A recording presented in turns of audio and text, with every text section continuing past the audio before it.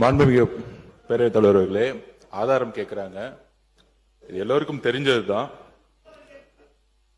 மது விலக்கு கொள்கைங்கிறது எங்களுடைய கொள்கை. போதையில்லா தமிழகம் எங்களுடைய கொள்கை. ஆட்சிக்கு வந்த பின்போ, ஆட்சிக்கு வருவதற்கு முன்போ இங்க இருக்கக்கூடிய சட்டமன்ற உறுப்பினர்களும் சரி, இங்க இருக்கக்கூடிய அமைச்சர்களும் சரி, எந்த தொழில்களிலும் நாங்கள் ஈடுபட்டது கிடையாது. முக்கியமாக மதுவில். ஆட்சிக்கு வந்த பிறகு திமுகவுடைய ட்ரெஷரர் சாராய ஆலையை நடத்துகிறாரா இல்லையா? ஒரு கேள்வி.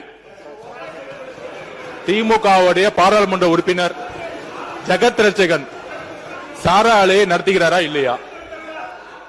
அப்ப சாராய ஆலையை நடத்தி கொண்டு டாஸ்மாக் நிறுவனம் மூலம் ஆர்டர் வந்து யார் வாங்கினது? அப்ப இது பேர் தான் கான்ஃபிளிக்ட் ஆஃப் இன்ட்ரெஸ்ட். அரசே, திமுகவே அரசு, திமுக இருக்கக்கூடிய பாராளுமன்ற உறுப்பினர்கள் சாராய ஃபேக்டரி நடத்துறாங்க, திமுகவுடைய பொருளாளர் சாராய ஃபேக்டரி நடத்துறாங்க, திமுகவுடைய ஐடி மினிஸ்டர் இருக்கிறவர் சாராய மினிஸ்டர் நடத்துறாங்க. இதுக்கு மேல என்ன ஆதாரம் வேணும்?